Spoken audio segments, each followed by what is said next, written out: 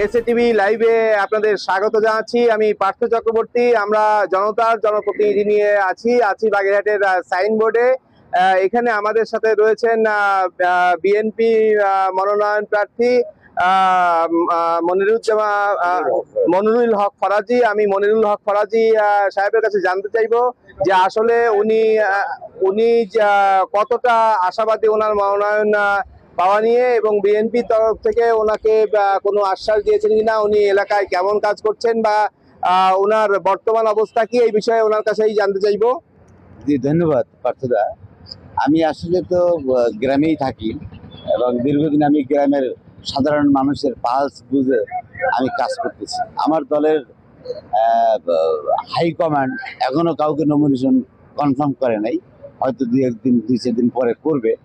আমার বিশ্বাস এই দক্ষিণ অঞ্চলের এই অবহেলিত এলাকার মানুষের ভাগ্যের উন্নয়নের জন্য আমি সর্বদা কাজ করে আসছি এবং ভবিষ্যতে আমি কাজ করব। আমি কোনো নমিনেশন পাই বা না পাই, বিএনপির পক্ষের যে প্রার্থী থাকবে আমি তাকে ভোট দেওয়ার জন্য আহ্বান জানাচ্ছি এই কচুয়া মোড়লগঞ্জ শরণখোলা বাসীদের, এবং আগামীতে যাতে এই বিএনপির সন্ত্রাসমুক্ত এবং দুর্নীতিমুক্ত একটা নতুন বাংলাদেশ গড়ার লক্ষ্যে আমাদের ভারপ্রাপ্ত চেয়ারম্যান যারা তারেক রহমান, উনি একটা 31 দফা দিয়েছে, যেটা প্রত্যেকটা মানুষের দ্বার প্রান্তে আমি পৌঁছে দিতে সক্ষম হয়েছি। এবং আগামীতে আমি প্রত্যেকটা মানুষের ভাগ্যের উন্নয়নের জন্য আমি কাজ করব।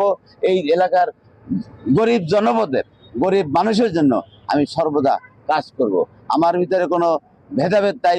হিন্দু, মুসলিম, বৌদ্ধ, খ্রিস্টান, ধনী দরিদ্র প্রত্যেকটা লোকের কাছে আমার দাওয়াত আমি পৌঁছে দিচ্ছি, এবং আমার বিশ্বাস এরা প্রত্যেককে আমাকে সাদরে গ্রহণ করবে। এবং আমি আশাবাদী, আমার যে ত্যাগ, আমি বিএনপির প্রায় 3 বছর আমি জেল কেটেছি টোটাল মামলায়। আমার মামলার সংখ্যা প্রায় 24টা, এবং আমি সাজাপ্রাপ্ত একজন আসামি ছিলাম। 2 বছর 4 বছর আমি সাজা কেটেছি। এখানে দল হয়তো আমার প্রতি বিবেচনা করবে, এই আশাবাদ ব্যক্ত রাখছি। ধন্যবাদ আপনাকে। আমরা কথা বলছিলাম নমিনেশন প্রার্থী মনিরুল হক ফরাজির সাথে। তো আমি এখন একটু জানতে চাইবো যে ওনার ব্যাপারে ভোটাররা আসলে কি চিন্তা করছেন, ওনার দলীয় লোকজনরা বা ভোটাররা কি চিন্তা করছে, একটু সংক্ষিপ্তভাবে আপনার কাছে একটু জানতে চাচ্ছি। ধন্যবাদ আপনাকে। আমি মোড়লগঞ্জ থানার খাউলি ইউনিয়নের সাংগঠনিক সম্পাদক আব্দুল লতিফ খান।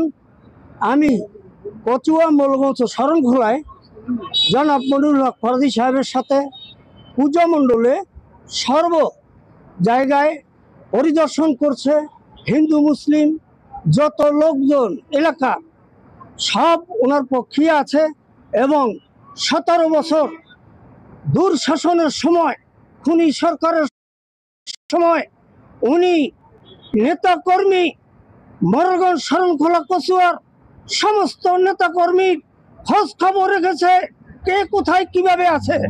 অতএব আমি জনাব তারেক রহমান ভারপ্রাপ্ত চেয়ারম্যানের কাছে অনুরোধ, মোড়লগঞ্জ শরণখোলা কচুয়াবাসীর পক্ষ থেকে জনাব মনিরুল হক ফরাজি সাহেবকে নমিনেশন দিলে আমাদের গরিব দুঃখী মেহনতি মানুষ শান্তি। আমরা বুঝতে পেরেছি ওনার কথা। ঠিক 30 সেকেন্ডে আপনার কাছ থেকে জানতে চাই, আপনি ওনার সম্পর্কে বা এলাকাবাসী সম্পর্কে বা মনিরুল হক ফরাজি সম্পর্কে আমাদের একটু কিছু জানাবেন। ওনার আসল কার্যক্রমটা কি? 30 সেকেন্ড। মনিরুল হক ফরাজি সে একজন মাটির মানুষ, সে একজন ভালো নেতা। আমরা এলাকাবাসীর সবাই তার জন্য দোয়া করি, তাকে যেন নমিনেশন দেওয়া হয়, এটা আমাদের দাবি জনাব তারেক রহমানের সাথে। তাই সে যেন থাকতে পারে দীর্ঘদিন আমাদের সাথে নিয়ে, সে যেন কাজ করতে পারে, এই আহ্বান জানিয়ে আমি আমার বক্তব্য শেষ করছি। আবারও দেখা হবে জনতার জনপ্রতিনিধির অন্য কোনো জায়গায়, অন্য কোনো স্থানে, অন্য কোনো প্রার্থীর সাথে।